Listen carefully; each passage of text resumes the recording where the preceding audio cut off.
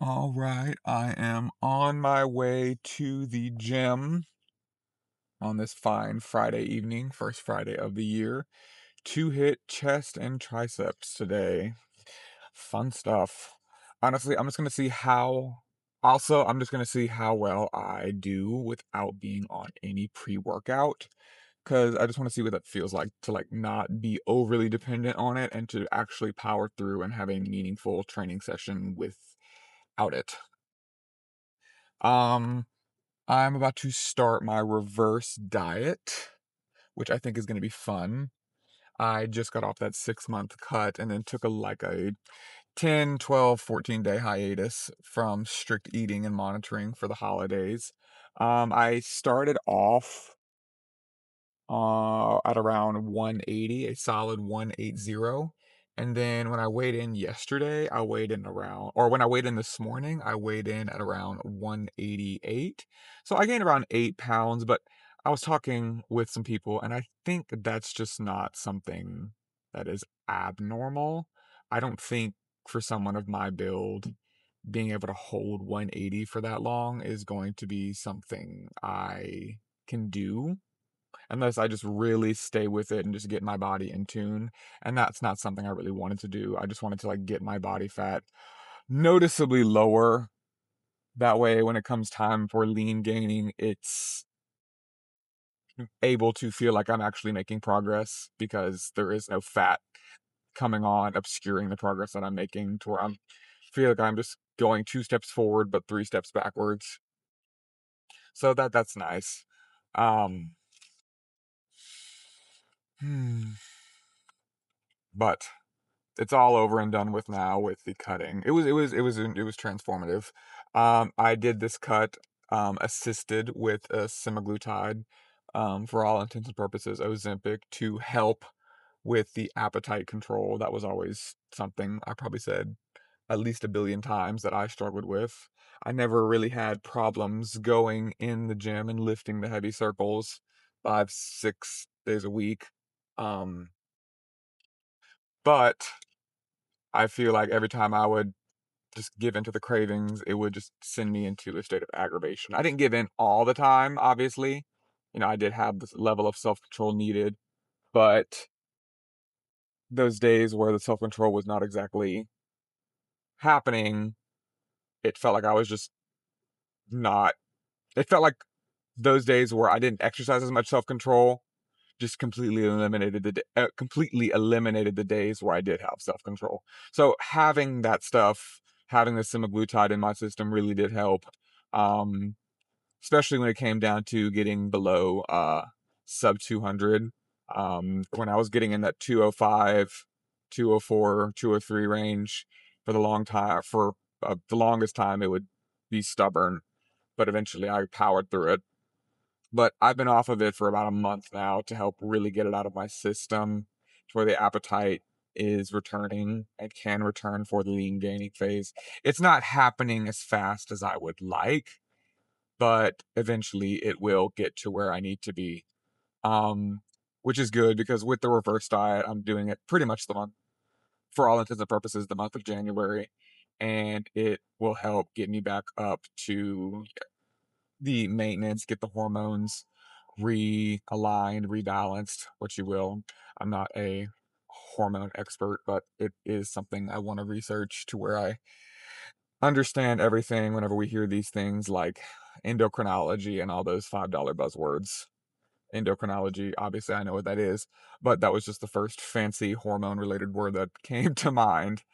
Uh, and I'm thinking by the end of it, I should be sufficiently good enough to begin the appropriate lean gaining caloric surplus.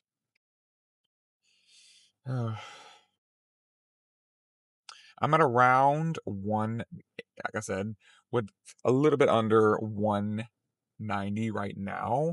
I'm thinking with strict monitoring, which I am going to the grocery store right after the training session, that I should be able to hopefully be ending the reverse diet at the end of the month, around, I don't know, no expert, haven't done this, So I'd say maybe 195 to 197, somewhere in that range. And then begin the lean gaining phase right after that from February to June. Maybe get back up to a healthy, I don't know, in 4 months, 205, 207, 10 pounds of lean muscle, somewhere around there.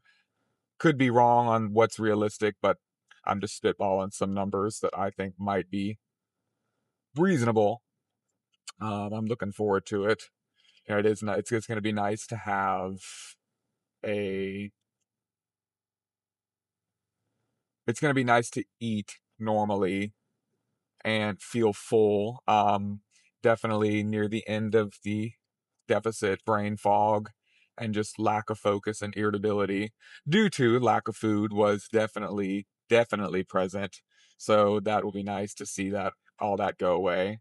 With work, I just finished up a yeah, 6 month long training program. So it was decently low level as far as the brain power demand, but now that the training is over, we're really going to be kicking things up a notch. So it's all going to be timed right with brain fog being able to go away and or some brain fog due to a cut being able to go away and then more complex things being asked of me at work. So it's going to be quite a journey.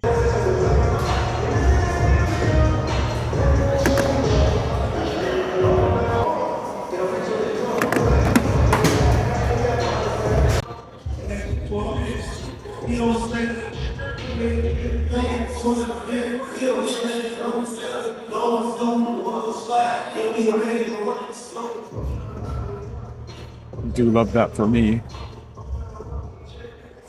$400 piece of equipment gets shattered almost.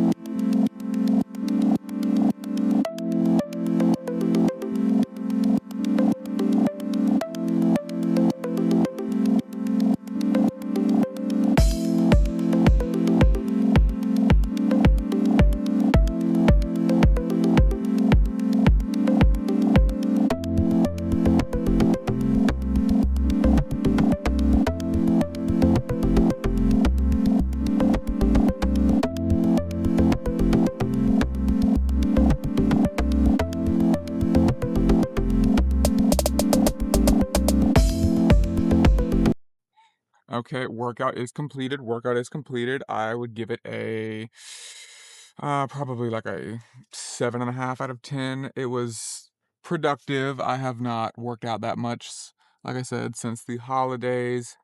So it was better than I hoped, but still just a little bit flat for my standards. Hopefully, with the reverse diet and lean bulk coming, they rapidly improve. But I am on my way to the great grocery store of Aldi to get this week's grocery haul for the first week of the reverse diet, and I'm looking forward to it. I do have my quarter. I do have my quarter for the shopping carts. Why they feel the need to do that, I have no clue. I mean, just imagine you all the way to the grocery store and then you forget a quarter. You forget a quarter. That is like the only coin that is pretty much used today in the American currency. I just don't understand. I mean, it's used, but it's like still, it's almost like an inconvenience in this day and age. But whatever, that's my useless, meaningless rant. over a quarter in a grocery store. I'm thinking I could probably get this week's grocery haul at roughly 150 and under, $150 and under, but we will see. Okay, I just got done with that haul, and I'm honestly shocked. It was about $5 extra than I thought it would be, because I bought myself a coffee and some condiments, but it ended up being total, including everything, $123.80. And for a big boy like me, for a week's worth of groceries, that's not too bad. I'm honestly impressed. And I will go over what I bought specifically in a second. All right, starting off with the haul, we got 6 cartons of 1 dozen eggs, great protein source, and I'm being very careful right now because I might drop them. Then we got some buns, great carb source, of course, for some burgers and all that.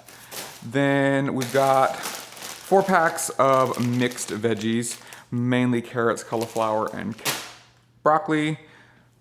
Usually those are my go-to vegetables because I just cannot stomach the rest. Some steak sauce to actually give the meat some flavor. Potatoes for carbs and stuff. Then we've got some ground beef. I originally wanted to go for 90-10, but all they had was 93.7, which not that big of a deal, but oh well. So 3 packs of those. And then I am a very firm believer in that grab and go is a good part of a fast-paced life. And so instead of just getting protein powder to make the protein shakes, I just bought the pre-made protein shakes to grab and go, of course. 2 packs of those.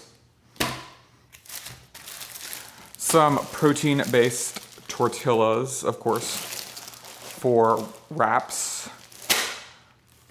Non-fat Greek yogurt. Rice cakes, of course, because don't want to overeat, but you want to feel full. And then the last one, which I cannot wait to cook, is round steak. So overall, good haul, not too expensive, and I can't wait to meal prep. So that is that for this video.